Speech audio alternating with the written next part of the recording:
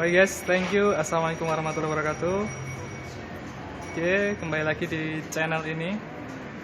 Di video sebelumnya kita pernah berbagi vlog ya, berbagi informasi gimana cara untuk plating tembaga dan nikel dengan bahan stainless steel.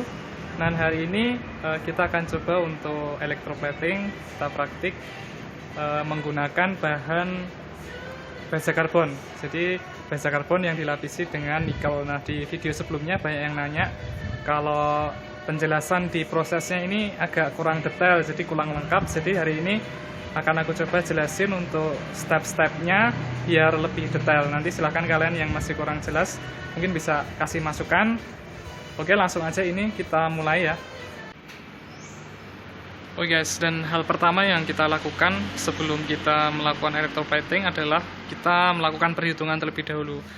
Kalian bisa cek untuk teknik penghitungannya, itu di Google ada banyak sekali tekniknya. Nah, secara sederhana setelah kita hitung nanti kita harus tahu berapa ketebalan yang akan kita bikin. Dan gimana cara kita tahu ketebalannya, itu adalah dengan cara dikonversi ke dalam bentuk berat. Nah, caranya adalah dengan menimbangnya. Ya, untuk bendanya seperti ini. Nah, ini adalah proses sebelum plating ya, harus dibersihin dulu, terus ditimbang dengan timbangan mikro seperti ini. Kalian bisa beli di Shopee, ini murah harganya, kisaran 100 ribuan. Dengan kepresisian 1/100 gram, itu udah bisa untuk menghitung ketebalan dalam satuan mikron. Seperti ini timbangannya, cukup murah dan worth it lah kalau buat praktik-praktik. Oke, pertama kita timbang dulu. Wes mas. Kita timbang dulu. Jadi pastiin di sini nggak ada air yang ikut ya, kayak gini airnya ikut ini sampai kering. Masih ikut ini airnya. Oke, terus ini udah kita zero, kita klik di tar ini, di situ kita timbang di sini.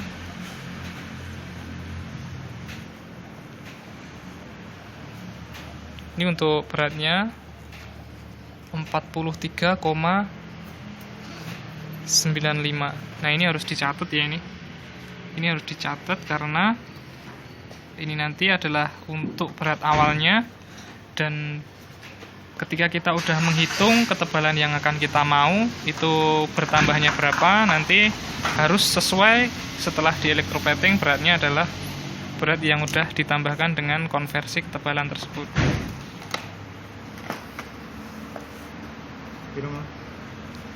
43,95.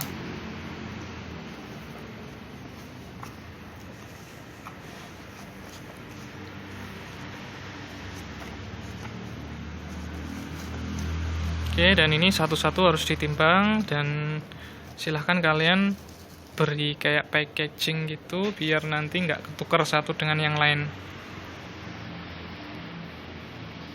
43,95. Ini benda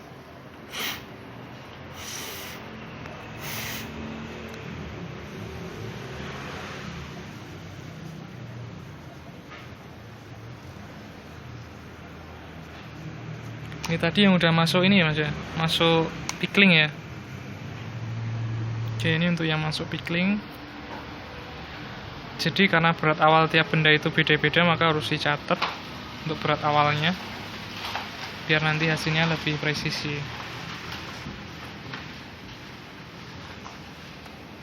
Oke, ini adalah benda yang tadi udah masuk di HCl ya. Kalau kita amati di sini untuk permukaannya dia sedikit lebih kasar, nggak kelihatan sih kalau di kamera. Yes, gas kayak. Oke, jadi untuk electroplating itu yang pertama kita cek dulu alatnya ya. Ini adalah penampakan dari alatnya. Ini baknya nggak semua nanti dipakai, nanti tergantung dari bahan yang akan kita lapisin. Mungkin dari yang pertama ya, dari bak hot degreasing sampai dengan pickling, ini nanti yang akan kita gunakan untuk proses electroplating baja karbon. Nah, untuk yang pertama kita bendanya seperti ini ya. Nah, ini bendanya berbentuk silinder dari bahan baja karbon ya. Kalau yang di video sebelumnya itu kita menggunakan stainless steel ya, jadi ada perlakuan khusus. Kalau yang ini cukup sederhana, dimulai dari proses hot degreasing. Jadi simpelnya di hot degreasing ini dia adalah proses penyabunan atau pencucian benda kerja itu dari yang tadinya kita proses manufaktur atau proses pemesinan yang meninggalkan fingerprint, minyak ataupun yang sejenisnya, itu kita bersihin di sini dengan pemanasan dengan suhu kisaran 50 sampai 60 derajat Celcius. Nah, larutan yang ada di sini itu larutannya adalah pakai KUH yang dilarutkan dengan air dengan konsentrasi 56 gram per liter. Jadi kalian bisa nanti pakai referensi itu untuk proses penyabunan di sini. Nah, diproses di sini kurang lebih 25 menit ya. Di 25 menit ini kemudian dibilas menggunakan air mineral, idealnya air yang bersih lah ya, dari bebas dari kandungan mineral-mineral yang kayak jangan sampai ada natrium, jangan sampai ada pokoknya yang bikin benda menjadi korosi. Jadi sini usahain airnya air mineral, air bersih. Setelah habis itu dia masuk ke proses pickling. Proses pickling ini nanti di sini dia adalah untuk mengangkat kerak atau mungkin mengangkat jika permukaan benda yang kita akan plating itu ada korosinya atau ada lapisan oksidanya. Nah, kebetulan ini bendanya udah lewat ke proses pembilasan ya. Nanti akan kita coba shoot untuk proses yang di pickling. Bagaimana sih view-nya atau mungkin penampakan ketika benda itu dicelup di sini. Oke guys, dan ini adalah proses yang terjadi dalam proses pickling atau pencelupan di HCl 20% kepekatannya. Kalau kita amatin di sini terjadi proses reaksi gelembung ya. Itu artinya ada proses di sana pengangkatan permukaan atau istilahnya di sini pembukaan permukaan ya untuk proses pickling gitu. Nah, di sini ketika dicelupin di sini idealnya benda menjadi lebih kebuka permukaannya. Jadi nanti logam yang akan kita buat lapisin itu lebih menempel atau lebih menggigit. Ya mas, kayak gigit ya mas. Ngopot. Gigit. Di sini kita pakai 10 menit ya mas ya. 10 menit apa 5 menit tadi? 5 menit mas. Oh, pakainya 5 menit. Oke, nah di sini untuk waktunya silahkan kalian sesuaikan aja dengan kondisi benda kalian. Nggak mesti 5 menit itu udah bagus, nggak mesti 5 menit itu udah keangkat permukaannya. Jadi kalian silahkan harus trial error dulu. Kemudian di proses pickling ini menggunakan larutan HCl dengan kepekatan 20%. Jadi sebetulnya ini range dari 10 sampai 20%. Tergantung jika kalian pengen prosesnya itu cepat, konsentrasinya dinaikin. Cuma nanti waktu pencelupannya itu lebih cepat. Ya, di pickling ini untuk stainless steel kemarin itu kisaran 15 menit sampai 20 menit. Tergantung dari benda kalian. Kalau untuk baja karbon ini bisa lebih cepat, kisaran 5 menitan. Kalian bisa trial error dulu untuk mendapatkan hasil yang lebih maksimal. Oke ya, kemudian ini masuk ke proses rinsing. Di pembilasan ini sebetulnya 1 menit aja cukup. Nah, di video sebelumnya kita menggunakan bahan stainless steel. Habis masuk ke rinsing itu prosesnya masuk ke activating, kemudian di nickel strike. Cuma ini adalah 2 proses perlakuan khusus untuk stainless steel.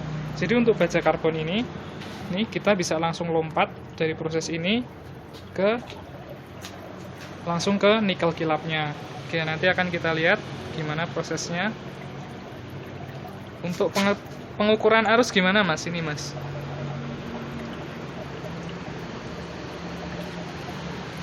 Ya, ini Mas Fadli.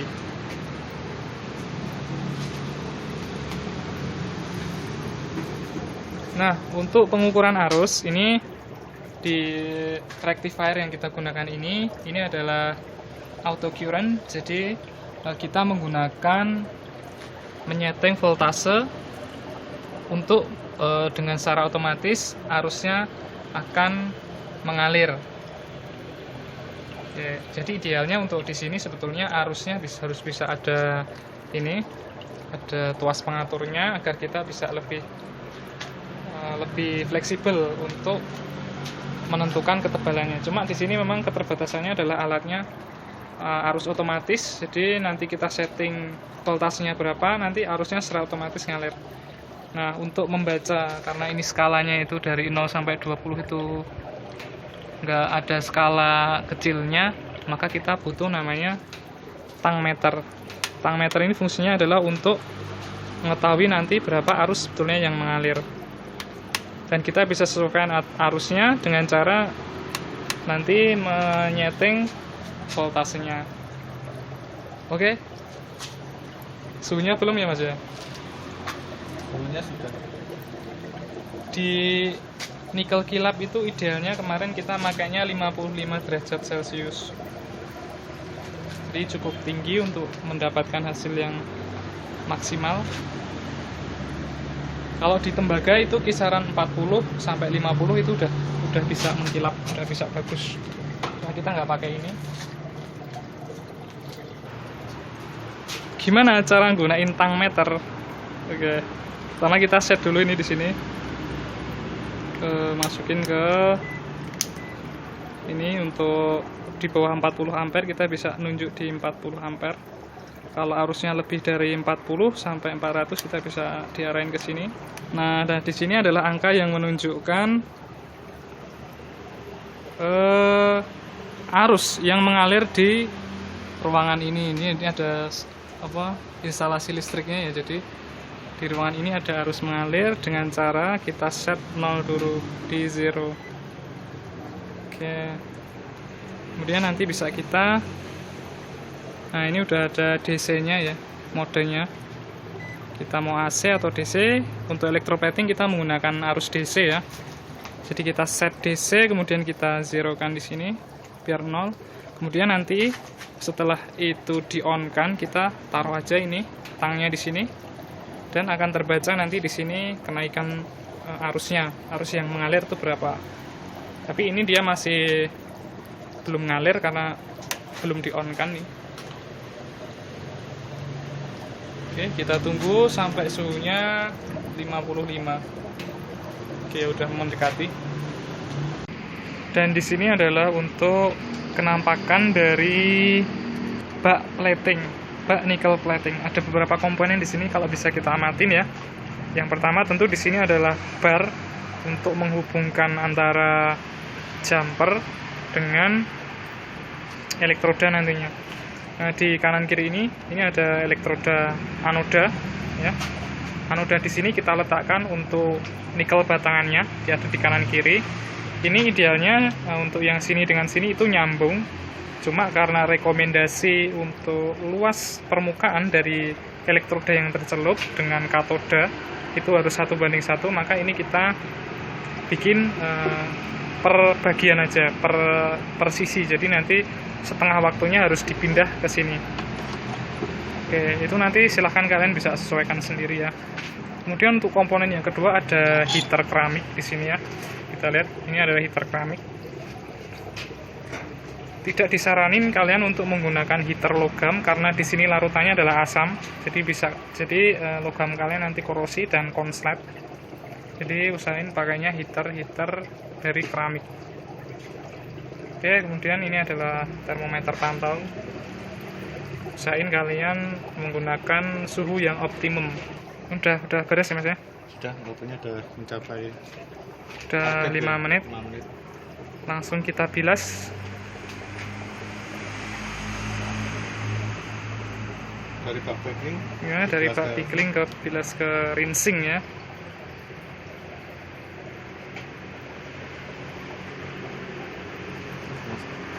Coba Mas diangkat, kita lihat tetesannya. Nah kalau sudah tetesannya nggak lancar berarti otomatis permukaannya udah kayak inilah, menahan kayak kasar gitulah ya. Kalau kita amatin di kamera sih nggak terlalu beda jauh.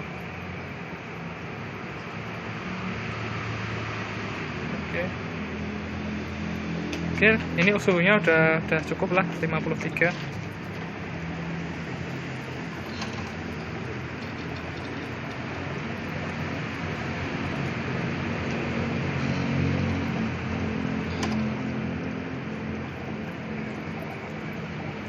Oke, untuk di bak plating ini jangan sampai terbalik.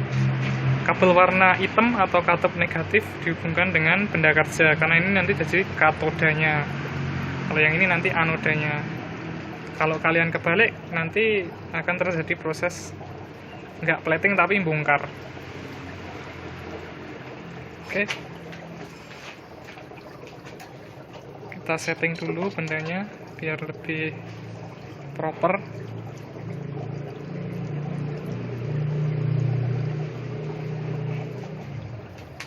Karena ini di sini dia panas ya, panas, terus terjadi proses pelepasan oksigen. Usahain kalian pakai masker ya di sini, agar ini uapnya nggak masuk ke hidung.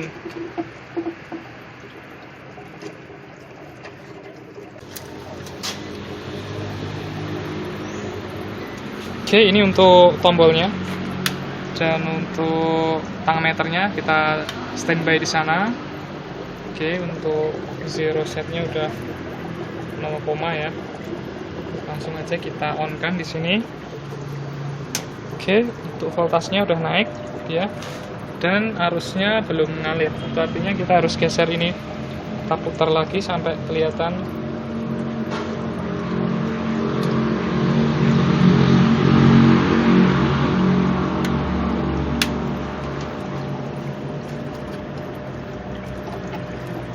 Ya, harusnya belum ngalir ya. Oke, udah menunjukkan 1, berapa itu mas? Mau berapa? 1,8. 1,8 sekian. Diturunkan mas. 1,5. Turunkan lagi.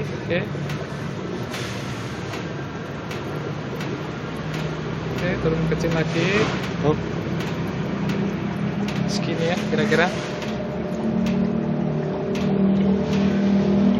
Oke, untuk indikator voltasenya dia belum baca ya. Cuma di sini udah ada arus yang ngalir. 1, berapa itu mas? 1, ya sekitar 1,47. kok enggak midun? Itu 1,5 itu. 1,52 ya. Iya. Oke ya. Oke, ini 1,5, 1,6. Jadi kita gunakan segini terus untuk set waktunya, set rectifiernya segini, jangan dirubah-rubah. Sudah kita anggap tadi berapa? 1,6.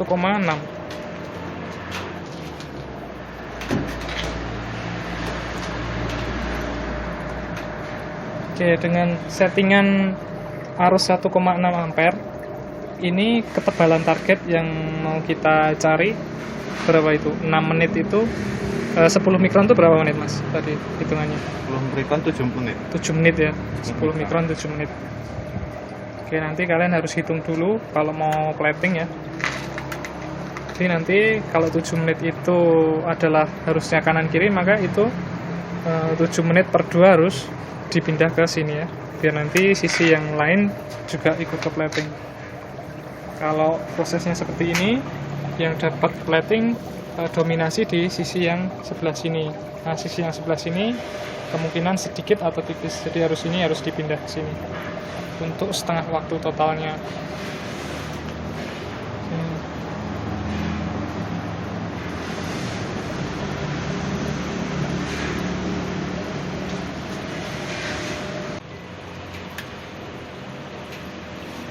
Oke, dan ini sudah kita balik ya. Kita cek lagi untuk arusnya. Arusnya nggak ngalir.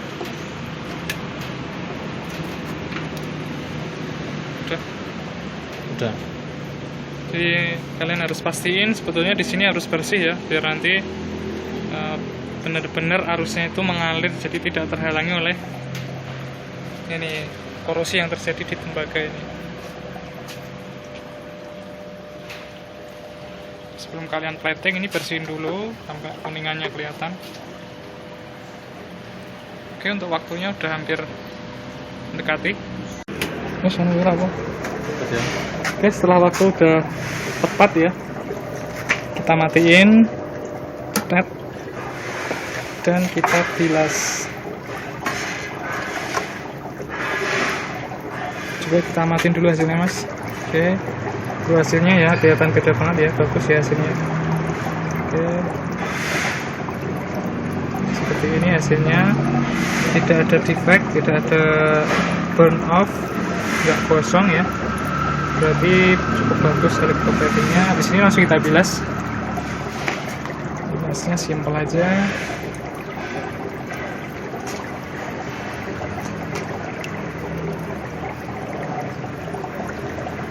Nah, setelah ini idealnya harus kita keringkan ya, biasanya dengan hot gun atau mungkin hair dryer bisa, atau kalau nggak ada bisa dengan tisu.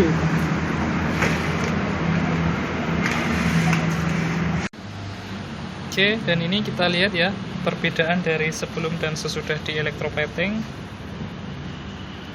Ini yang di sebelah kanan, yang sini, yang ini ya, yang ini dia adalah sebelum elektroplating, dan yang sebelah sini dia setelah di elektroplating.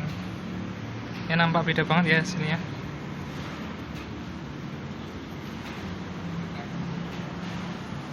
Oke, mantap. Kalau kita amatin di sini ternyata ada burn off. Ini ada gosong di ujung bawah. Ini besar kemungkinan terjadi karena elektroda yang untuk pelapisannya itu lebih tinggi. Jadi harusnya sih semua harus sejajar gini biar ke plating semua. Oke, coba nanti kita percobaan yang kedua, kita miringkan bendanya. Oke, dan setelah di plating ini kita timbang kembali setelah di plating berapa beratnya. Kita cek. Oke, ini dia udah 0 ya. Oke, karena ini timbangan mikro, usahain kalian di tempat tertutup agar tidak tertiup angin ya. Cuma ini ya jangan dicontoh, bisa jadi referensi aja lah. Oke, ini untuk beratnya 43,35. Oke, tadi untuk benda kedua Mas ya.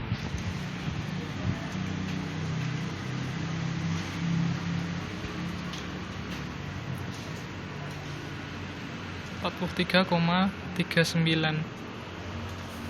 Oke ya, coba kita nolkan lagi, dia 0.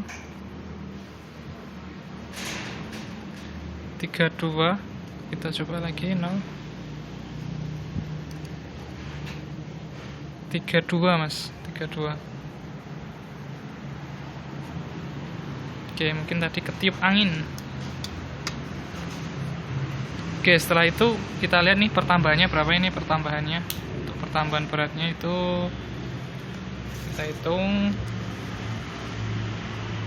Sebentar. Coba kita hitung. 43,32 dikurangin 43,16. Nah, ini pertambahannya 0,16 gram. Catat bro, 0,16 gram.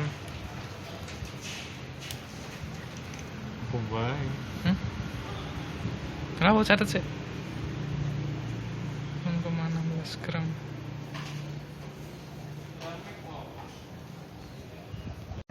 Oke, dan ini adalah beberapa stok larutan ya, yang dalam bentuk garam. Ya, bahan-bahan untuk elektroplating ya. Di nikel yang kita gunakan ini pasti asam H2H3PO3, terus ada NiSO4 atau nikel sulfat dan nikel chloride. Terus tambah juga kita pakai Durabright untuk biar lebih kilat. Untuk Cupronas ini adalah untuk yang nikel. Cupronas ini untuk yang ini untuk Cupronas untuk yang tembaga, ini untuk yang nikel. Oke, untuk komposisinya akan kita cek ya.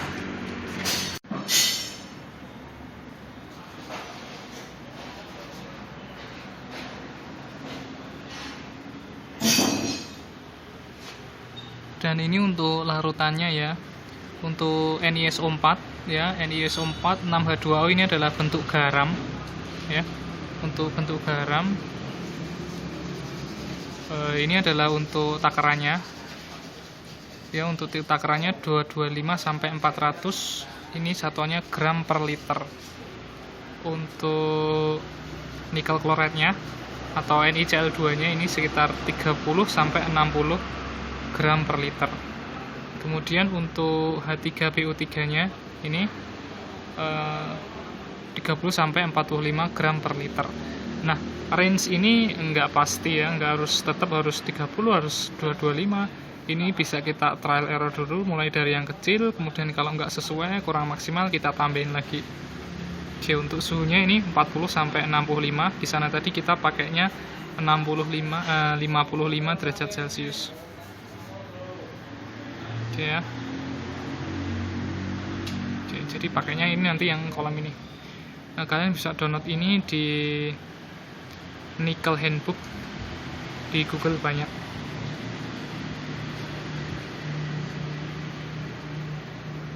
Jangan lupa untuk support channel ini dengan cara like, comment, share, dan subscribe. Semoga bermanfaat. Thank you. Assalamualaikum warahmatullahi wabarakatuh.